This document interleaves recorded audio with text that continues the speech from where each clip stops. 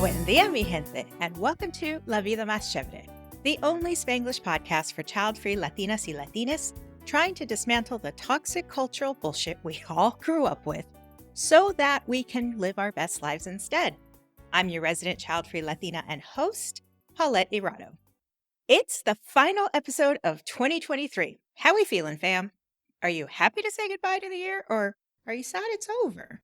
For me, it was a roller coaster where I rarely felt fully grounded, and I'm hoping that 2024 gives me less roller coaster and more ease.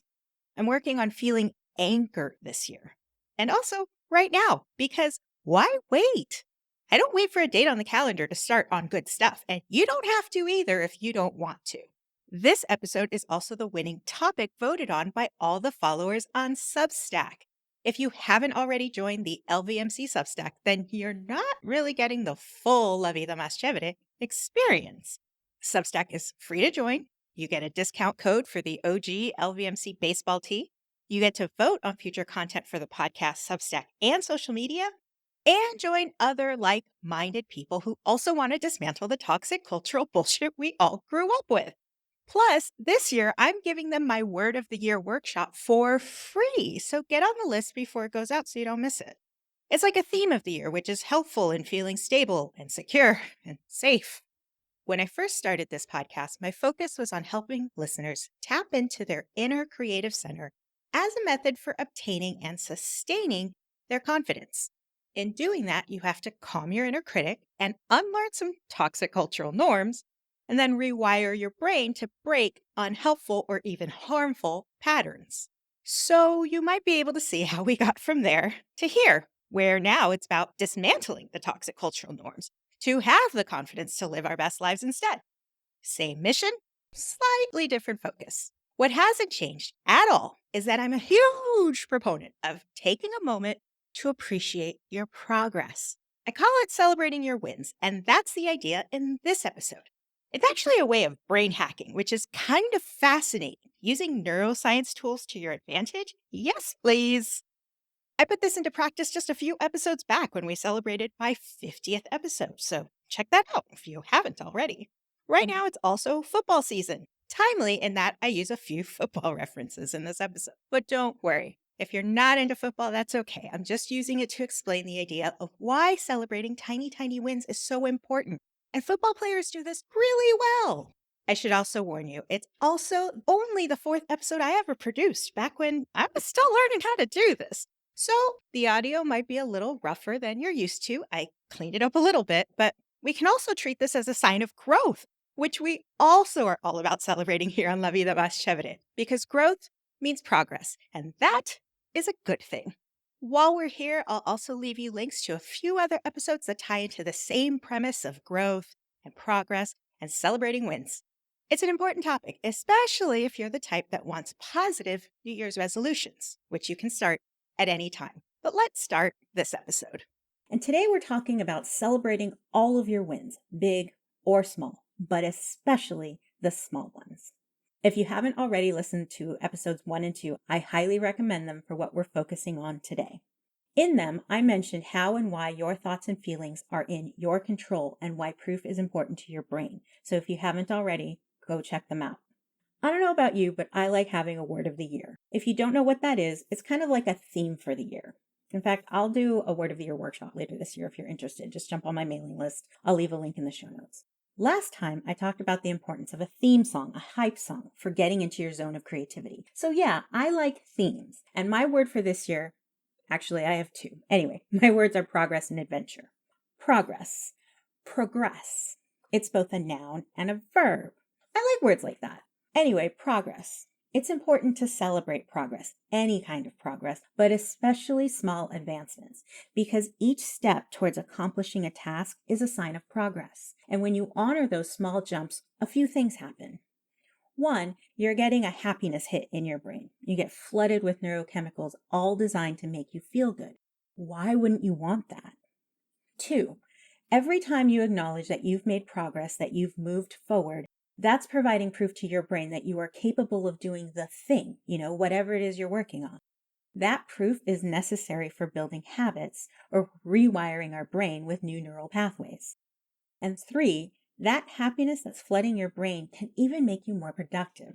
So let's break these down. Recently, Stephen Bartlett had online personal trainer James Smith on his podcast, Diary of a CEO. I will link to that episode in the show notes. They were talking about how all wins feel the same, no matter how big or small, whether you're buying, quote, a Lamborghini or a brand new Golf, unquote, it feels the same. You can skip to this point in the conversation over on Instagram, which I'll also link. What James Smith was positing in that interview is that it does you no good. In fact, you're depriving yourself of well-earned and necessary dopamine hits and pleasure if you don't celebrate small wins. I'm a huge believer in recognizing small wins. Every Friday in my Facebook group, we have a thread where people can drop even their most tiniest small wins, and we will cheer you on. The second part of that is important too. See, it's one thing to give yourself the pleasure hit to your brain by yourself. You should absolutely 100% do this at every opportunity. It's free. There's no, quote, Uber surcharge, as James mentioned in that episode, to giving yourself a hit of pleasure in the brain. But if you allow other people in to celebrate with you, you're amplifying that feeling. It's like sharing drugs that are totally legal without any side effects. Everyone's morale is lifted. You know that saying, a rising tide lifts all boats? That's what sharing wins does too. You'll see this a lot in team sports. When someone on a team makes a good block or scores a goal, everyone on the team cheers. My favorite example of this is professional football. I'm sure it happens in other sports too, but let's talk American football. If you've never seen the sport, here's a quick explanation of the game. There are 2 teams, 11 people on each side. So one team has the ball and the other team is trying to keep them from advancing it. The entire point of this game is to move the ball from one end of the field into the end zone on the opposite side 100 yards away. But every time a team has the ball, they get 4 tries to move it just 10 yards. So every time a team has the ball, they're not trying to get all the way down. They're just trying to get those 10 yards. Now, sometimes they might try to go further for a stretch goal, right? But the goal is 10 yards. If they move that 10 yards, they get another 4 tries, and so on and so forth. So the team with the ball is trying to move 1/10 of the field, these tiny baby steps. And the other team is trying to make sure they do not do that. Okay, so that's the point of football. You're trying to move 10 yards every time you have the ball. And what happens every play? These big burly men in all their padding applaud one another for the smallest things. Now, the big thing, if they actually make it into the end zone, they jump up to the stands, they high five, do dances, whatever. But we're still talking about just moving 10 yards. Sometimes they only move like 4 yards, and they smack each other's helmets and high five like they just found a planet or they just birthed a child. They are so proud of themselves and their teammates. Or when the other team stops them from moving, there's recognition of doing that good job for the smallest thing.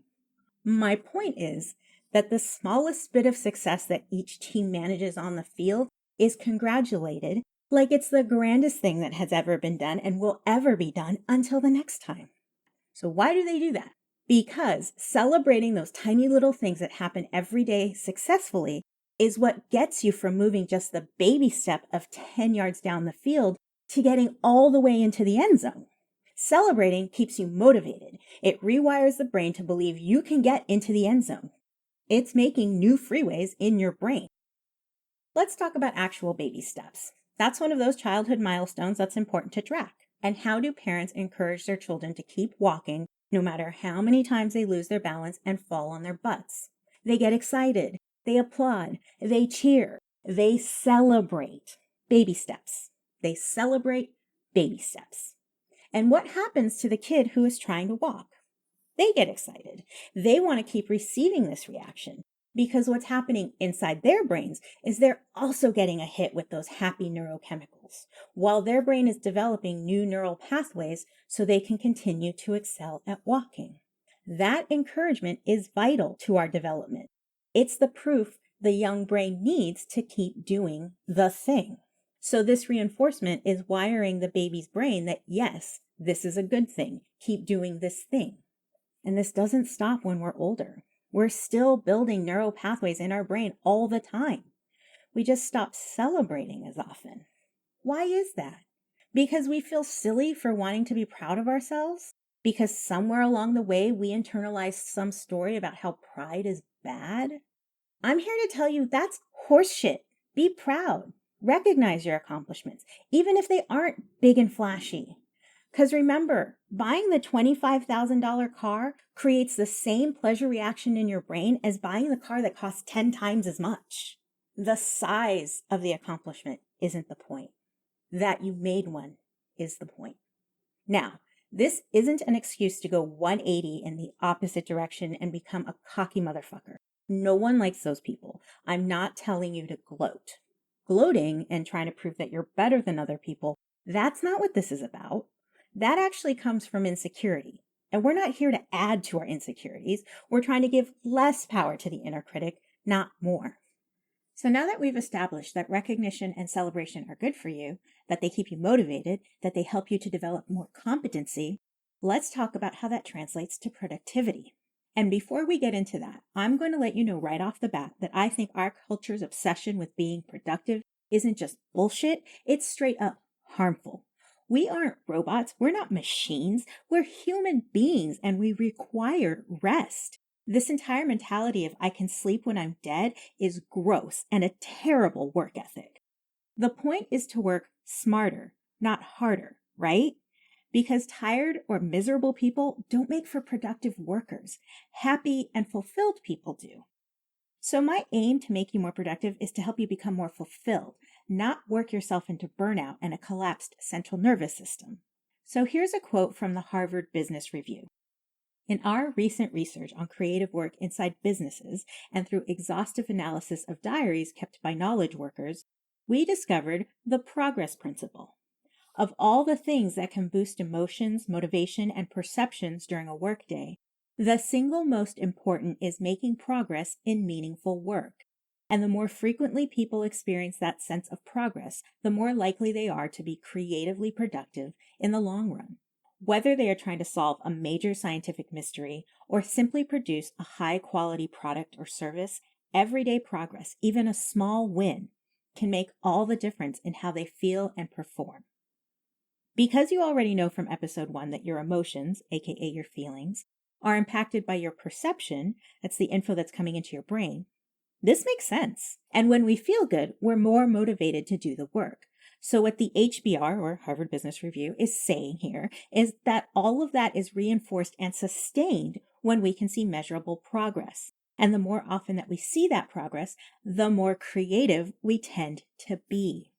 What I like about this quote is that it doesn't qualify how the progress is measured or who is acknowledging it outside of the worker.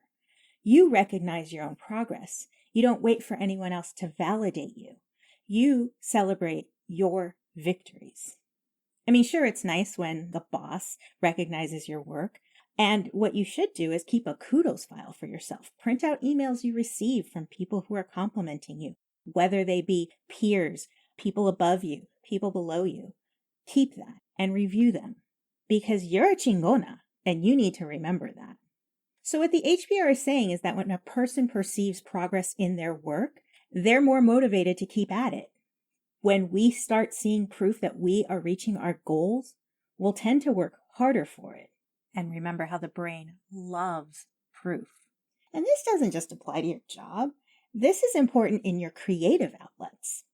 When I first started sewing, I could not for the life of me make the stitches go in a straight line. And most new sewers start off like that with wonky stitch lines. But with enough patience and practice, the stitching eventually straightens out. I remember the first time I sewed a straight line, I cheered that occasion up like it was Christmas. I posted about it on Instagram. I was like, look at what I can do. And that was me recognizing and celebrating my small victory. Here we are 6 years later. Not only can I sew a straight line most of the time, I can make all kinds of garments that I used to find intimidating. Hell, I just finished a bespoke jean jacket a few months ago. That was the single most time-consuming and technical thing I have ever made. It took me over a month to get it done. But I knew going in that I could do it. I can hack this. I've proven to myself over and over in the last 6 years, starting with wonky stitches, that now I'm capable. I'm competent at this. I see it in the clothes hanging in my closet. See, I can see it for myself because I've celebrated my wins. I've celebrated these small victories. I've seen my progress, and it keeps me going back. So think about how you measure your progress in your own creative endeavors. What keeps you going back to what you do? And when you think about that, then I want you to start celebrating your small victories, your small wins, your progress, no matter how small it may look now. In the meantime, here's what I want you to take away from this episode. 1, celebrating your wins is free, and it gives you a hit of feel-good chemicals in your brain. Number 2, celebrating your victories is a great way to establish proof for your brain that you are competent. And finally, 3, celebrating creates and strengthens your neural pathways to keep you excited and motivated to do more of what you want to do. And that's a burrito. Muchísimas gracias for watching La Vida Más Chévere. Check out the audio-only version anywhere you listen to podcasts and join the community over on Substack.